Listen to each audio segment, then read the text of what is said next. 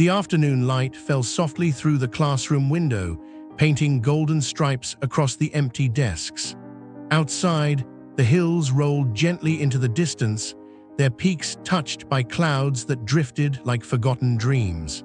In this quiet corner of the world, where time seemed to move a little slower and kindness still had a home, a young boy stood at a crossroads he didn't yet understand. His name was Ethan. And on this particular autumn day, with leaves dancing past the window and the smell of rain hanging in the air, he was about to learn something that would change not just his school years, but the entire course of his life. Sometimes, you see, the most ordinary moments hold the most extraordinary turning points. This was one of them. Ethan had always been the kind of boy who noticed things, the way morning dew caught the sunlight, how birds seemed to have their own language in the trees, the particular shade of blue the sky turned just before sunset. His mind was alive, curious, endlessly wandering through a world full of wonder. But when he sat at his desk, with textbooks open and words swimming before his eyes, that same beautiful mind felt like a stranger to him. The letters wouldn't stay still, the numbers refused to make sense. And with each passing day, the weight of feeling different, of feeling less than, pressed a little heavier on his young shoulders. Children can be cruel without meaning to be. Their laughter at his mistakes wasn't meant to wound, perhaps, but it did. Each giggle, each whispered comment, each knowing glance between classmates built a wall around Ethan's heart, brick by brick. He began to believe what he feared most, that perhaps he simply wasn't smart enough, that he would always be the one left behind. But before we go further into Ethan's story, may I ask something of you? If you're finding a moment of peace in this tale, if something here touches your heart, would you consider subscribing to our channel and leaving a like? Your support helps us bring these stories to more people who might need them. And if you leave a comment sharing your own experiences, well, that would mean the world to us. Thank you for being here. Now, where were we? Yes, that autumn afternoon. The school day had ended.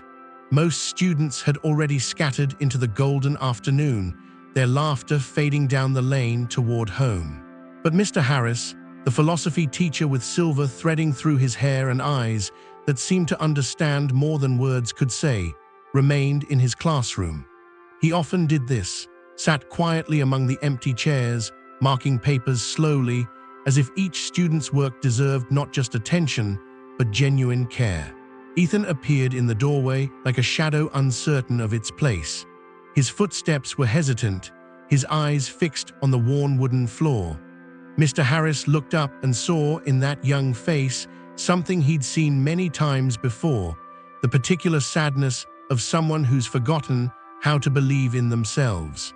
"Come in, my boy," Mr. Harris said gently, his voice carrying the warmth of a fireplace on a cold night. "Sit with me a while." Ethan moved to the chair beside the teacher's desk and sat down, his hands clasped tightly in his lap. For a long moment, only the ticking of the old classroom clock marked the silence. Then, in a voice barely above a whisper, Ethan spoke the words that had been weighing on him like stones.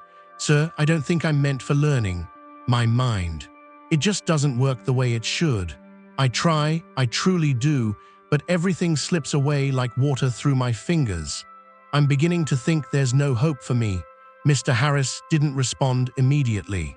Instead, he reached beneath his desk and brought out a glass bottle filled with muddy, churning water. He placed it on the desk between them, the liquid swirling with sediment, completely opaque.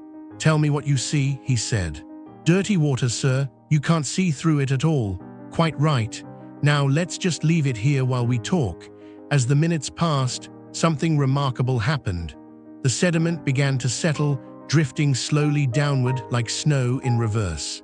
The water above grew clearer, more transparent, until finally the bottle sat there, crystal clear, with all the dirt resting peacefully at the bottom. "And now?" Mr. Harris asked. Ethan's eyes widened slightly. "It's completely clear, sir. Your mind, dear boy, is exactly like this water. When it's stirred up with worry, with fear, with the voices of others telling you who you are. You can't see clearly, you can't think clearly, you can't be yourself. But when you let those things settle, when you give yourself permission to be still, everything becomes clear again. Before you open a single book, try this. Close your eyes, breathe slowly, and let your thoughts settle like that sediment. 5 minutes, that's all. Let your mind become clear water again. From somewhere in the classroom, Mr. Harris produced a simple white candle.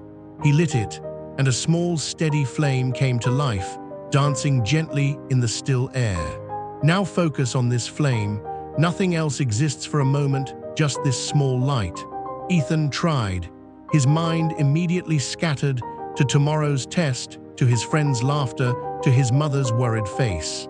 But Mr. Harris's voice, patient and kind, kept bringing him back.